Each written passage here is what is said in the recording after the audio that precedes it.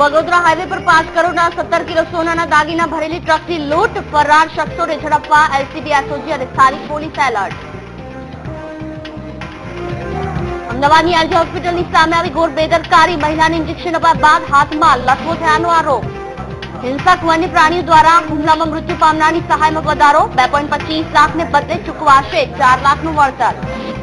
આમ આદમી પાર્ટીનું ગુજરાત પ્રયાણ, હાર્દિકને કેજરીવાલનું સમર્થન, તો હાર્દિક સહિત ચિરાગ, વંદના પટેલની જેલમાં લેશે મુલાકાત। નવસારીમાં કોંગ્રેસે યોજ્યો લોક દરબાર, શંકરસિંહે ભાજપ અને સંઘને ગણાવ્યા અંગ્રેજોના દલાલ। રાજ્યમાં એસીબીની રેડમાં 5 અધિકારીઓની મળી બેનામી સંપત્તિ, 15 કરોડથી વધુની અપ્રમાણસર મિલકત જપ્ત। રાજ્યમાં ફરી એકવાર ઉચકાયો ગરમીનો પારો, અરવલ્લીમાં ગરમી 43 ડિગ્રીને પાર, તો અમદાવાદ ગાંધીનગરમાં 45 ડિગ્રીએ પારો પહોંચ્યો। અને બીટીવીના વિશેષ અહેવાલ, સાંસદના સરવૈયામાં જુઓ અમરેલીના સાંસદ નારણ કાછડિયાની કામગીરીના લેખાજોખા।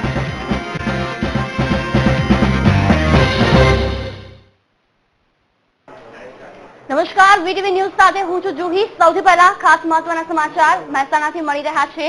વધુ એક ગુજરાતીની વિદેશમાં હત્યા થઈ છે। અંબાસણ ગામના યુવકની વિદેશમાં હત્યા થઈ છે। 22 વર્ષીય મૌલિક પટેલની હત્યા થઈ છે। લુઇસવિલે સિટીમાં મિગ્રો દ્વારા તેની હત્યા કરવામાં આવી। જે પ્રમાણે મહત્વના સમાચાર મળી રહ્યા છે। સ્ટુડન્ટ વિઝા પર મૌલિક પટેલ અમેરિકા ગયો હતો અને વધુ એક ગુજરાતીની વિદેશમાં હત્યા થઈ છે। કયા કારણોસર તેની હત્યા કરવામાં આવી તેને લઈને જાણકારી નથી, પરંતુ મહેસાણાથી જે રીતે સમાચાર આવી રહ્યા છે, અમેરિકામાં વધુ એક ગુજરાતીની હત્યા થઈ છે। આ વિશે વધુ વાતચીત કરવા વીટીવી સંવાદદાતા કમલેશ રાવલ ફોન લાઈન પર જોડાયા છે। કમલેશ, જે રીતે વાત કરવામાં આવે, અમેરિકામાં વધુ એક ગુજરાતીની હત્યા થઈ છે, શું છે વધુ માહિતી? ચોક્કસ આપને જણાવું કે આ જે યુવાન છે મૌલિક કનુભાઈ પટેલ છે, મહેસાણાના તાલુકાના અંબાસણ ગામનો રહેવાસી હતો અને 1.5 વર્ષ પૂર્વે સ્ટુડન્ટ વિઝા ઉપર અમેરિકા ગયો હતો, જેના પિતા કનુભાઈ પટેલ જગુદાણ ગામની પ્રાથમિક શાળામાં શિક્ષક તરીકે ફરજ બજાવે છે। લુઇસવિલે સિટીમાં તે અમેરિકામાં રહેતો હતો અને જ્યાં મિગ્રો યુવાન દ્વારા તેની પાસે મોબાઈલની માંગણી કરવામાં આવી હતી અને યુવાને મોબાઈલ આપવાનો ઇનકાર કરતા તેની પર શૂટ આઉટ કરવામાં આવ્યું હતું અને જે ત્યારબાદ તેની મોડી રાત્રે તેની લાશ મળી આવી હતી। આ અંગેની જાણ તેના પરિવારજનોને કરવામાં આવી છે અને પરિવારજનો દ્વારા જે પ્રકારે માહિતી આપવામાં આવી છે તે મુજબ કે જે સ્થળે મૌલિક રહેતો હતો તે સ્થળની નજીકમાં જ તેની હત્યા થઈ છે અને તે ગેસ સ્ટેશન તરફ જઈ રહ્યો હતો, આ દરમિયાન તેની હત્યા કરવામાં આવી છે। જી જી બિલકુલ, તમામ જાણકારી બદલ આભાર કમલેશ। તો અમેરિકામાં વધુ એક ગુજરાતીની હત્યા કરવામાં આવી છે।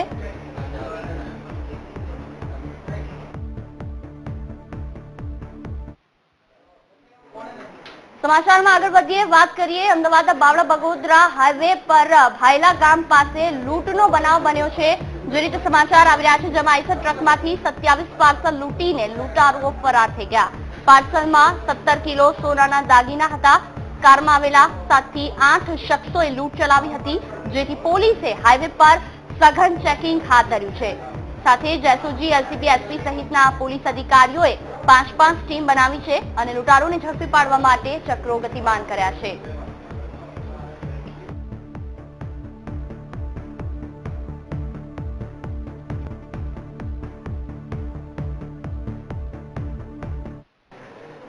તો જે આંગડિયા પેઢીના પાર્સલોની લૂંટ કરવામાં આવી છે, તેમાં ખાસ કરીને ગોંડલ રોડ પર આવેલી ઈશ્વર બેચર આંગડિયા પેઢીની ઓફિસમાં સંપર્ક કરવાનો પ્રયાસ કરવામાં આવતા આંગડિયા પેઢીના કર્મચારીઓએ આ બાબતે કંઈ પણ કહેવાનું ટાળ્યું હતું।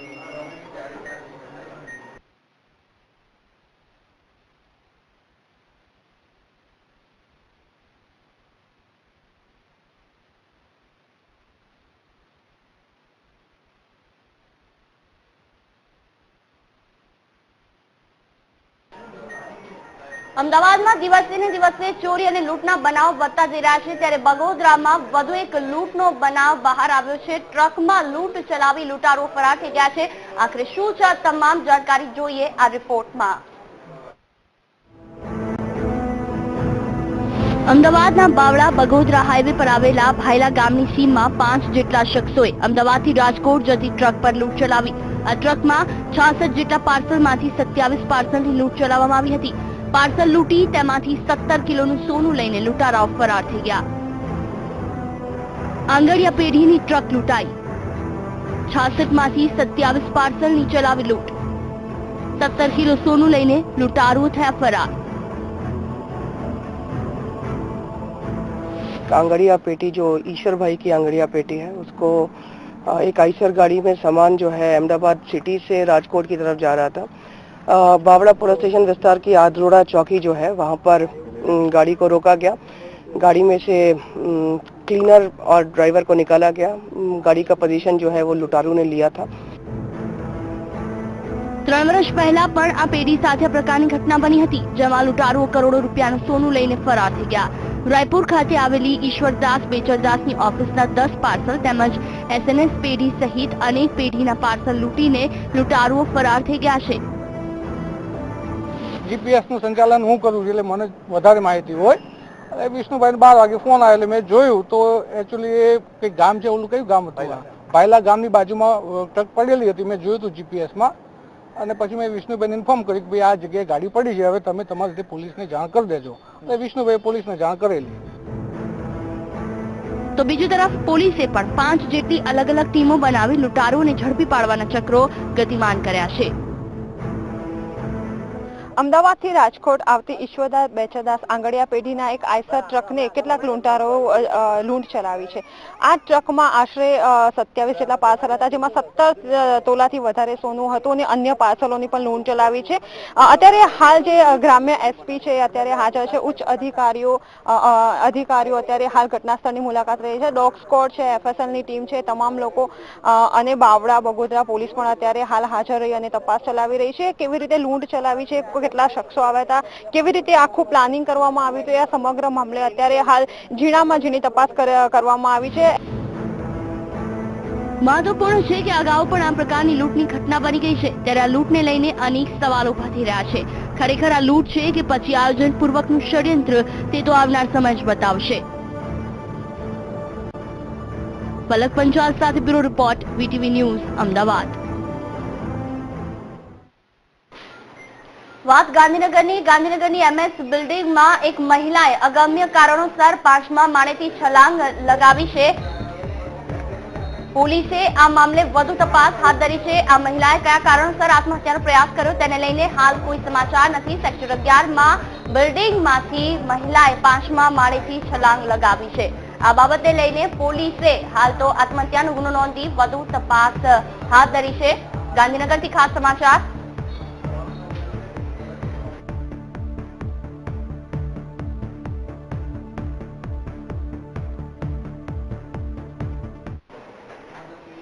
અમદાવાદમાં આવેલી એલજી હોસ્પિટલ ફરી એકવાર તેની બેદરકારીને કારણે મુશ્કેલીમાં મુકાઈ છે। વધુ એક મહિલાને બેદરકારીને કારણે ભોગવવાનો વારો આવ્યો છે।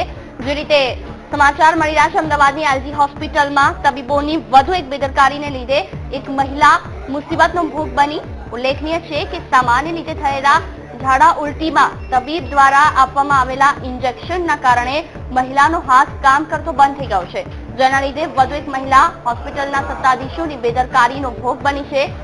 એલજી હોસ્પિટલની વધુ એક બેદરકારી સામે આવી। સામાન્ય બીમારીથી દર્દીને હાલ હાથ ગુમાવવાનો વારો આવ્યો છે, જેમાં તબીબો પર ગંભીર આક્ષેપ લગાવવામાં આવી રહ્યા છે। ત્યારે હોસ્પિટલ સત્તાધીશોએ લોકોને વખોડ્યા હતા। ના હાથ રહી ગયો મારો, હાથ હું હાજી હમાઈ છું, 2 હાથ હારા હતા। તો કે વાડીલાલ જાઓ, સિવિલ જાઓ। હવે હું કાં જવું, મારી પાછળ કોઈ છે નહીં। તો આ પાડોશીને લઈને આવી હતી રિક્ષામાં, તો ઝાડા વામિટ તો બંધ થઈ ગયા। આ બંને પેશન્ટ જ્યારથી આવ્યા ત્યારથી એમને લકવાની અસર હતી અને બંનેના સીટી સ્કેનમાં મગજમાં લોહી ઓછું પહોંચવાની તકલીફ આવેલી જ છે। એટલે એ કશું ઇન્જેક્શન આપવાથી કે કશાથી વધ્યું હોય એવું લાગતું જ નથી। એ બંને પેશન્ટ ન્યુરોલોજીના પેશન્ટ છે, હેમિપ્લેજિયાના પેશન્ટ છે અને બંનેને લકવાની અસર છે। તો વલસાડના ભિલાડ પાસે આવેલા સેલ્ફ ચેકપોસ્ટ પર ખુદ કમિશનરે ચેકિંગ હાથ ધર્યું અને લાખો રૂપિયાની કરચોરી ઝડપી પાડી છે। અમદાવાદના વડી કચેરીથી આકસ્મિક વાહન ચેકિંગ હાથ ધરવામાં આવ્યું, જેમાં ખુદ કમિશનર અને તેમની ટીમે મુંબઈ તરફ જતા વાહનોના દસ્તાવેજો તપાસ્યા હતા। આ દરમિયાન 10 લાખની મત્તાની કરચોરી થતી હોવાનું બહાર આવ્યું છે। સેલ્સ ટેક્સ વિભાગની ટીમે ભિલાડમાં કરચોરી પકડતા અનેક સવાલો ઉભા થયા છે। શા માટે સ્થાનિક કક્ષાએ કરચોરીના ગણતરીના કેસ થાય છે? શું આ કોઈ મિલીભગતમાં થઈ રહ્યું છે? હા, બધા સવાલ સ્થાનિકો અને અધિકારીઓને થઈ રહ્યા છે અને હાલ સ્થાનિક લોકો અધિકારીઓને સવાલ પૂછતા શંકાના ઘેરામાં મૂકી દીધા છે. એમાં 13 ગાડીઓ અટકાવી છે, જેમાં પેપરની છે, 3 ટાઇલ્સની ગાડી મૂકી છે, સ્ક્રેપની પણ છે અને બ્રાસ પાર્ટ પણ છે, જેનું અંદાજિત કદાચ વેરાને પેનલ્ટી પેટે 10 લાખ જેવી રકમ આવે તેવી છે. બીજું કે અમુક ગાડીઓમાં ફિઝિકલ વેરિફિકેશન કર્યા પછી જ એની પરફેક્ટ ફિગર આપણે ડિસાઇડ કરી શકીએ છીએ. તો વડોદરામાં આજે ફરી એકવાર દબાણ હટાવવાની કામગીરી કરવામાં આવી, જેમાં ફતેપુરા 4 રસ્તાથી ઠેકરનાથ સ્મશાન સુધી ઉભા કરાયેલા ગેરકાયદેસર દબાણોને હટાવવાની કામગીરી હાથ ધરવામાં આવી હતી. વડોદરા શહેરના અતિ સંવેદનશીલ ગણાતા ફતેપુરા ઠેકરનાથ સ્મશાન સુધી દબાણ હટાવવાની કામગીરી હાથ ધરવામાં આવી છે. ઉલ્લેખનીય છે કે થોડા દિવસો પહેલા વડોદરા મનપા દ્વારા સુલેમાની ચાલના દબાણો દૂર કરવા સમયે ઘર્ષણ સર્જાયું હતું અને પોલીસ પર પથ્થરમારો પણ કરવામાં આવ્યો હતો, જેને લઈને આ વખતે વધુ પોલીસ બંદોબસ્ત સાથે દબાણ હટાવવાની કામગીરી શરૂ કરવામાં આવી છે. આ રસ્તા પહોળો થાય, ટ્રાફિકમાં ખૂબ અડચણ થાય છે અને સામાન્ય એક્સિડન્ટ પણ મોટું સ્વરૂપ અહીંયા આગળ લેતું હતું. કોમ્યુનલ વાયોલન્સના પણ બનાવો માત્ર સામાન્ય એક્સિડન્ટને કારણે આ વિસ્તારમાં ખૂબ વખત બન્યા છે. એટલે વિસ્તારના રહીશોની લાંબા સમયથી આ માંગણી હતી. તો બીજી તરફ ફતેપુરાથી ઠેકરનાથ સુધીના રસ્તામાં આવતા દબાણોને સ્થાનિક આગેવાનોની મદદથી લોકોએ સ્વેચ્છાએ તોડવાની શરૂઆત કરી હતી. ત્યારે મ્યુનિસિપલ કમિશનરે જણાવ્યું હતું કે સ્થાનિકો માટે વિવિધ સ્થળોએ આવાસોની ફાળવણી કરવામાં આવી છે. આપણે આવાસોની ફાળવણી કરી છે અને એમને જુદી જુદી જગ્યાએ અમે આપશું. કોઈકને માણેજ આપશું, કોઈકને સયાજીપુરા આપશું, કોઈને કપુરાએ આપશું. એ રીતે અમે, કેમ કે આ જે છે એ આઇસોલેટેડ વેમાં છે. મહાનગરપાલિકા દ્વારા ફતેપુરા વિસ્તારમાં 25 દુકાનો અને 300 જેટલા મકાનો તોડી પાડવામાં આવ્યા છે. ત્યારે સ્થાનિક આગેવાનો અને લોકોનો સાથ સહકાર મળી રહ્યો છે. વડોદરાના ફતેપુરા વિસ્તારમાં દબાણ શાખાની કામગીરી શરૂ કરી છે, ડિમોલિશન કરવાની કામગીરી હાથ ધરી છે અને અહીંયા જોઈ રહ્યા છો આપ કે પાછળ દબાણ શાખા પોતાનું કામ કરે છે અને સાથે અહીંયા સુલેમાન ચાલની જેમ કોઈ તોફાન ન થાય એ માટે પૂરતો પોલીસ બંદોબસ્ત રાખવામાં છે. એસીપી અને ડીસીપી લેવલના જે અધિકારીઓ છે, પોલીસ અધિકારીઓ, એ ઘટના સ્થળે આવ્યા છે અને જે ડિમોલિશન કરવાની કામગીરી છે તેનો જાયજો લઈ રહ્યા છે, તેનું નિરીક્ષણ કરી રહ્યા છે. એટલે અહીંયા કોઈ તોફાન કે ન થાય તે માટે પૂરતો બંદોબસ્ત રાખવામાં આવ્યો છે. અને આ વિસ્તારમાં લગભગ 300 જેટલા મકાનો અને 25 જેટલી દુકાનો છે જે 18 મીટરના રસ્તાને નડતરરૂપ છે, તેને ડિમોલિશન કરવાની કામગીરી હાથ ધરી છે. સાથે તેમને સ્થાનિકો પણ સહયોગ મળી રહ્યો છે. સ્થાનિકોએ પણ પોતાના જે દબાણો છે એ સ્વેચ્છાએ દૂર કરેલા છે. કેમેરામેન સચિન પરમાર સાથે સંજય પાગે, વીટીવી ન્યૂઝ, વડોદરા. વાત કરીએ રાજકોટની. રાજકોટમાં 8 કરોડના ખર્ચે બનેલી કલેક્ટર કચેરી સામે સુરક્ષાના સવાલો ઉભા થયા છે. છેલ્લા કેટલાક સમયથી એક અરજદાર જમીનને લઈને વારંવાર રજૂઆત કરવા આવતો, પરંતુ તેનું કામ ન થતા તેણે કલેક્ટર કચેરીના 20 જેટલા કાચમાં પથ્થરોના ઘા મારી તોડફોડ કરી હતી. ત્યારબાદ પ્રદ્યુમન નગર પોલીસે સરકારી મિલકતને નુકસાન પહોંચાડવા બદલ તેની ધરપકડ કરી છે. મળતી માહિતી અનુસાર અનિલ ઓઝા નામનો આ વ્યક્તિ જેણે પથ્થરમારો કર્યો હતો અને પોલીસે પ્રાથમિક તપાસમાં તેણે કહ્યું કે 2 વર્ષથી જમીનને લઈને રજૂઆતો કરવા છતાં કોઈ પણ જાતની યોગ્ય કાર્યવાહી નથી થતી. અનેક વખત ઉપવાસ કર્યા, ધરણા કર્યા અને આત્મવિલોપનની ચીમકી પણ આપી, તેમ છતાં સત્તાધીશોના પેટનું પાણી નથી હલતું. અંતે ગુસ્સો આવ્યો અને આ પગલું ભર્યું છે. જો કે જોવાની વાત એ રહી કે 8 કરોડના ખર્ચે બનેલી આઈએસઓ સર્ટિફિકેટ ધરાવતી કલેક્ટર કચેરીની સુરક્ષા માટે 24 કલાક સિક્યોરિટી હોય છે. ચારે બાજુ સીસીટીવી પણ લગાવાયા છે. છતાં કોઈ વ્યક્તિ મોટું નુકસાન કરે તો તંત્ર છેક સુધી અજાણ હોય તે કેવું કહેવાય? આ બનાવથી અરજદારોના કામ કરવામાં તંત્ર કેટલું નિર્ભર છે તે ફરી એકવાર સામે આવ્યું છે. કલેક્ટર કચેરીની અંદર પ્રવેશ કરીને પથ્થરોથી બહારના લગભગ આશરે 20 કાચ તોડીને નુકસાન કરેલ છે. જે અંગે ગેરકાયદેસર રીતે પ્રવેશ કરવા અંગે તથા damage two public property act મુજબ એની સામે ગુનો નોંધી અને કાયદેસર કાર્યવાહી કરેલ છે. અત્યાર સુધી કહેવાતું હતું ગુજરાતમાં કોંગ્રેસ પાટીદારો સાથે છે, ત્યારે હવે ધીરે ધીરે આમ આદમી પાર્ટી પણ પાટીદારોની સાથે હોય તેવું લાગી રહ્યું છે. આ પાર્ટીના ગુજરાતના પ્રભારી ગુલાબસિંહ યાદવ ગુજરાતની મુલાકાતે છે, ત્યારે તેમણે ચિરાગ પટેલ, વંદના પટેલ તથા સુરતની લાજકોટ જેલમાં બંધ હાર્દિકની મુલાકાત લેવાની પણ જાહેરાત કરી. આ ઉપરાંત આ પાર્ટી દ્વારા બૂથ લેવલ કાર્યકર્તા તૈયાર કરાશે. યુથ અને મહિલાઓને સંગઠનમાં જોડાવવામાં આવશે. સ્ટોર એન્ડ પાવરમાં ઓડિટ માટે 30,000 જેટલા ફોર્મ ભરાયા હોવાનું પણ ગુલાબસિંહે પત્રકાર પરિષદમાં જણાવ્યું.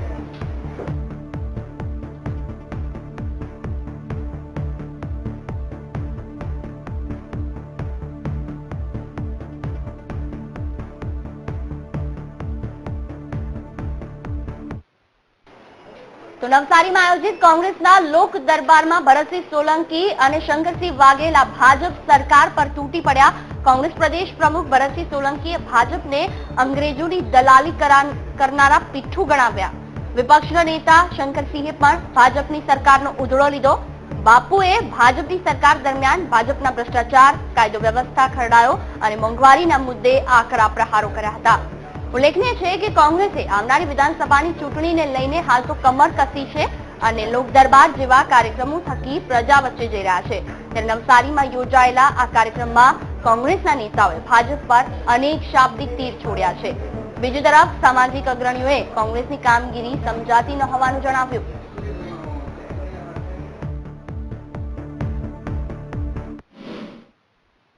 સુરત ને નવસારી જેવું શહેર ક્રાઇમનું હબ બની ગયું છે. રોજ ખૂનો, રોજ ખૂનો, રોજ ખૂનો, અપહરણો, બાળકોના અપહરણો, એક એક પોલીસ સ્ટેશનમાં 50-60 અપહરણો.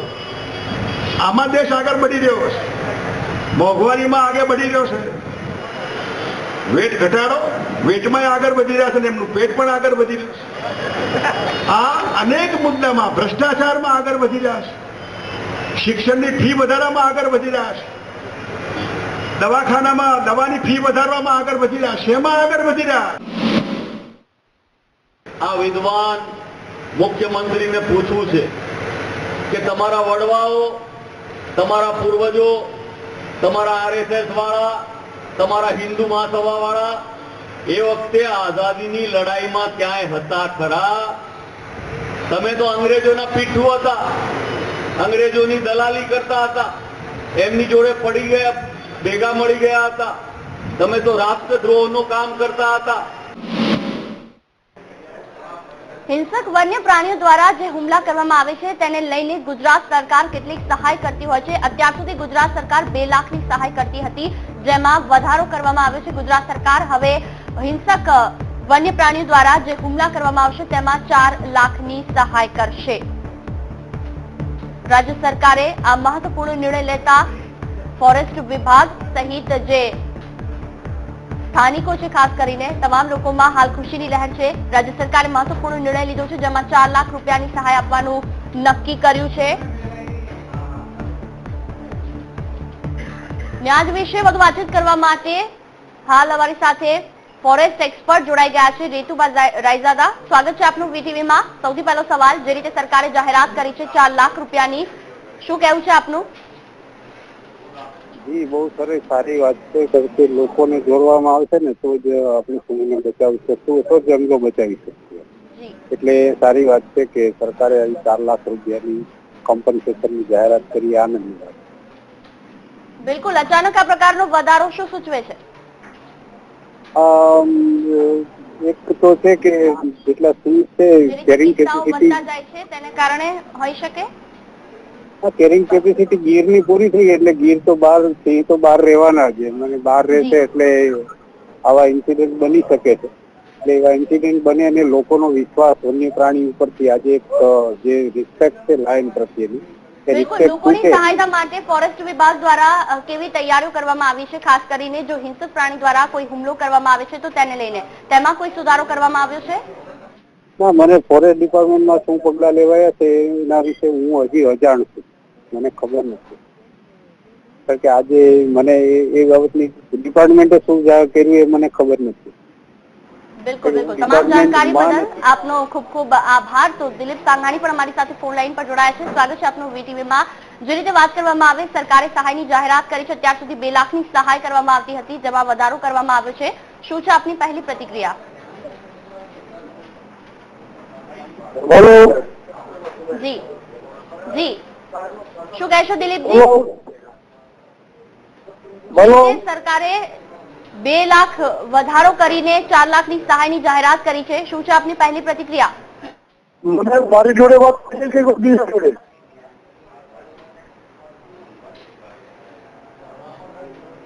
દિલીપજી, શું કહો છો આપ? દિલીપ સંઘવાણી બોલું છું. મારી જોડે વાત કરો છો કે બીજા કોઈ જોડે? આપની સાથે જ વાત કરું છું. શું કહેવું છે આપનું? જે રીતે સરકારે હિંસક વન્ય પ્રાણીઓને લઈને જે હુમલાઓ થતા રહે છે, તેમાં જે સહાયની જાહેરાત કરી છે, 2 લાખથી વધારીને 4 લાખ કરી છે, શું છે આપની પહેલી પ્રતિક્રિયા? મારી પ્રતિક્રિયા પહેલી એ છે, પ્રેમીઓને કોઈ માણસનું ભક્ષણથી કે જંગલી જાનવર કરે અને એના 2 લાખ ને બદલે 4 લાખની જાહેરાત કરીને વન પ્રેમીઓને ખુશ કરતા હોય, તો આવો નીતિ કરીને વન પ્રેમીઓ સિંહને બચાવવા માણસ કરતા વધારે પ્રાધાન્ય આપતા હોય, એક વખત પોતાના કુટુંબમાંથી એને અણગમતો વ્યક્તિ એ સિંહના ભક્ષણમાં મૂકે, સૌની નજર સમક્ષ એનું ભક્ષણ કરે, હું મારા વ્યક્તિગત ખાતામાંથી 5 લાખ રૂપિયા એમને સહાય કરીશ. બિલકુલ બિલકુલ. વીટીવી સાથે વાતચીત કરવા બદલ આપનો ખૂબ ખૂબ આભાર દિલીપજી.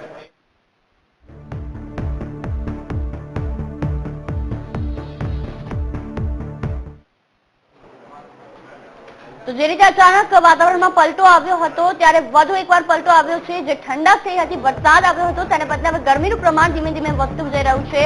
ખાસ કરીને જો વાત કરવામાં આવે, અમદાવાદમાં આજે 42 ડિગ્રી જેટલું તાપમાન નોંધાયું છે. 40 થી 43 ડિગ્રીની આસપાસ તાપમાન નોંધાઈ રહ્યું છે તમામ મહાનગરોમાં. રાજ્યભરમાં છેલ્લા 1 અઠવાડિયાથી નાગરિકોને ગરમીમાંથી થોડીક રાહત મળી હતી, પરંતુ ફરી એકવાર ગરમીનો પારો ઊંચો જતા નાગરિકો હવે પરેશાન બન્યા છે. સૌથી વધુ ગરમી અમદાવાદ, ગાંધીનગર અને ડીસામાં નોંધાઈ છે. ગરમીનો પારો 42 ડિગ્રી સુધી પહોંચી જતા નાગરિકો પરસેવે રેબઝેબ બન્યા હતા. ગરમીથી પરેશાન નાગરિકો હવે વરસાદની રાહ જોઈ રહ્યા હોય તેમ લાગી રહ્યું છે. રાજ્યના અન્ય શહેરોમાં પણ હવે ગરમી વધી રહી છે. અરવલ્લીમાં 45.5 ડિગ્રી તાપમાન નોંધાયું. અન્ય શહેરોની વાત કરીએ, અમરેલીમાં 43 ડિગ્રી, સુરેન્દ્રનગરમાં 43 ડિગ્રી, ઈડરમાં પણ 43 અને રાજકોટ અને વડોદરામાં 41-41 ડિગ્રી તાપમાન નોંધાયું છે.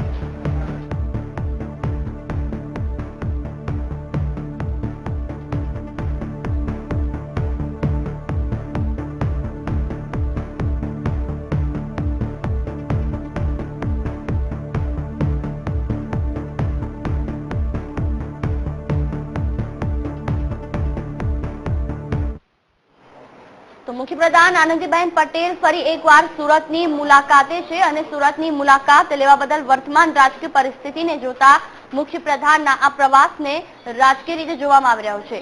બેટી બચાવોના નારા સાથે સુરતથી 10 દેશોના પ્રવાસે બાઇક પર નીકળેલી 4 યુવતીઓને મુખ્યપ્રધાને ફ્લેગ ઓફ કરી હતી. તો પ્રવાસના સમયે સરકારી અધિકારીઓ સાથે શાસન સિવાય પાટીદાર આગેવાનો સાથે પણ તેમણે મુલાકાત કરી.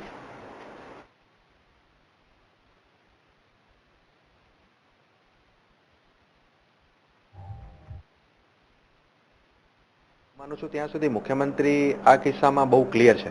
એમણે જે પ્રકારે પહેલેથી સ્ટેન્ડ લીધું હતું એ સ્ટેન્ડ એમણે આજે પણ રાખ્યું છે કે આ પ્રકારની કોઈ પણ ગતિવિધિ કે જે ગુજરાતને નુકસાન કરતી હોય એ ચલાવી નહીં લેવાય. એ એમનું જે સ્ટેન્ડ છે એ આજે પણ છે. એમાં હું નથી માનતો કે કોઈ મોટો ફેરફાર થયો. અને જ્યાં સુધી સમાધાનની વાત છે, તો સમાધાનના કિસ્સામાં રાજકીય દ્રષ્ટિએ વિઠ્ઠલભાઈ રાદડિયા અને બીજા લોકો પણ જે સૌરાષ્ટ્રમાંથી છે એમને પણ મધ્યસ્થી તરીકે વચ્ચે લાવવામાં આવ્યા હતા. સમહાવ પાસના નેતાઓએ એ બધી ઓફરો નકારી, પાસે પોતાની નવી ટીમ જાહેર કરી. હા, એ એક કોઇન્સિડન્સ છે કે એમાં પણ સુરતના લોકો વધારે છે, પણ એનું કારણ એવું માનું છું કે સૌરાષ્ટ્રના પાટીદારોની સંખ્યા ત્યાં વધારે હોવાથી કદાચ એ આપોઆપ એક સેન્ટર ઓફ પાવર જે છે એ બન્યું હશે. અમરેલી એ સૌરાષ્ટ્રનો વિશિષ્ટ વિસ્તાર છે અને અમરેલીના ચૂંટાયેલા સાંસદ એવા નારણ કાછડિયાના શું છે લેખા જોખા 2016ના જોઈએ આ રિપોર્ટમાં. અમરેલી ભાજપ પ્રભુત્વ ધરાવતો સંસદીય ક્ષેત્ર બન્યો. 16મી લોકસભાની ચૂંટણીમાં 61 વર્ષીય નારણભાઈ કાછડિયાએ કોંગ્રેસના વીરજી ઠુમ્મનને 1.5 લાખ મતથી હરાવી બીજી વાર સાંસદ બન્યા. અંડર મેટ્રિક સુધીનો અભ્યાસ કરી ચૂકેલા નારણભાઈ કાછડિયા સંસદના 8 સેશનમાં સંસદીય કાર્યમાં નોંધપાત્ર સક્રિયતા દાખવી છે. રાજ્યના સૌથી વધુ બોલકા સાંસદ. રાજ્યના 26 સાંસદો પૈકી સૌથી વધુ પૂછ્યા પ્રશ્નો. સંસદના 8 સેશનમાં પૂછ્યા 376 પ્રશ્નો. તારાંકિત 20 પ્રશ્નો પૂછ્યા. 16મી લોકસભાના 8 સેશનમાં રાષ્ટ્રીય સ્તરે પ્રશ્નો પૂછવાની સરેરાશ સંખ્યા 135 અને રાજ્યના સાંસદો દ્વારા પ્રશ્ન પૂછવાની સરેરાશ સંખ્યા 125ની છે. 143 કાર્ય દિવસો પૈકી કુલ 132 કાર્ય દિવસની હાજરી. નારણ કાછડિયાએ રાજ્યના સૌથી વધુ પ્રશ્નો પૂછનાર સાંસદ તરીકે નામના મેળવી છે, પણ સ્થાનિક પ્રશ્નો ઓછા પૂછી સ્થાનિક નાગરિકોને નિરાશ કર્યા છે. શું સ્થાનિક સ્તરે અમરેલી સંસદીય મત વિસ્તારમાં કોઈ પ્રશ્નો નથી? અમરેલી જિલ્લાની જનતાની રેલવે બાબતે મહત્વની 2 માગણીઓ છે. એક તો લાંબા અંતરની ટ્રેન મળે અને બીજું બ્રોડગેજ લાઇન મળે. આ બંને માગણીઓ સંતોષાય એવી લોકોની માગણી છે. નારણ કાછડિયાએ સંસદમાં દેશ અને રાજ્યને સીધી અસર કરે તેવા પ્રશ્નો પૂછ્યા, જેમ કે દેશની નેવીમાં કેટલી મહિલા પાયલોટ તરીકે ફરજ બજાવે છે, દેશમાં સાયબર સિક્યુરિટી માટે શું વ્યવસ્થા છે, શું કાયદો છે, ચીન દ્વારા સરહદ ઉપર લશ્કર દ્વારા સીમા ક્રોસ કરવાના કેટલા બનાવો બન્યા છે. નારણભાઈએ કુલ 356 તારાંકિત પ્રશ્નો દેશ અને રાજ્યને સીધા અસર કરે તેવા પૂછ્યા છે. નારણભાઈએ દેશના આંતરરાષ્ટ્રીય મુદ્દાઓ, સામાજિક બદીઓ, સરકારી કાર્યક્રમો અંગે વધુ પ્રશ્નો પૂછ્યા છે, પણ અમરેલી મત વિસ્તારને સીધા અસર કરતા પ્રાણ પ્રશ્નો માટે ઉત્સાહ ઓછો દેખાડ્યો છે. નારણ કાછડિયાએ 8 સંસદીય સત્રમાં કુલ 56 ડિબેટમાં હિસ્સો લીધો છે. દેશના સાંસદોએ ડિબેટમાં ભાગ લેવાની સરેરાશ સંખ્યા 34.8 અને રાજ્યના સાંસદોની સરેરાશ સંખ્યા 22.8 છે. લોકોના આંચે અસર કરતા પ્રશ્નો નાગરિકો પણ સ્વીકારે છે. તેમના સાંસદ નારણ કાછડિયાએ હજુ વધુ સ્થાનિક મુદ્દાઓને વાચા આપવી પડશે. આ મુદ્દા છે જેની સામે સાંસદે ઉઠાવવાનો છે સંસદમાં અવાજ. સંસદીય ક્ષેત્રમાં પીવાની અને સિંચાઈના પાણીની વ્યવસ્થા, કપાસ અને મગફળીના ટેકાના ભાવ, હયાત રેલવે લાઇનનું બ્રોડગેજમાં રૂપાંતર, સિંહ અને દીપડાનો માનવ વસ્તી સાથે સંઘર્ષ, અમરેલી, ધારી, લાઠી, સાવરકુંડલા, રાજુલા, મહુવા અને ગારિયાધારમાં પ્રાથમિક સુવિધાના પ્રશ્નો. રાજ્યના સૌથી વધુ વાચાળ સાંસદે હવે આ સ્થાનિક મુદ્દે સક્રિયતા દાખવવી પડશે. હજી તેમના સંસદીય મત વિસ્તારનો પડઘો પૂરી રીતે પડતો નથી. વધુ પ્રશ્નો પૂછવાથી જ પોતાના સંસદીય મત વિસ્તારના પ્રશ્નો દૂર થશે નહીં, પણ સ્થાનિક પ્રશ્નો સંસદમાં ઉઠાવવાથી લાંબા ગાળાની પેન્ડિંગ રહેલા પ્રશ્નો જરૂર દૂર થશે. મેહુલ દેસાઈ અને કેતન બગડા સાથે Paresh Dave, bureau report, VTV news, Ahmedabad.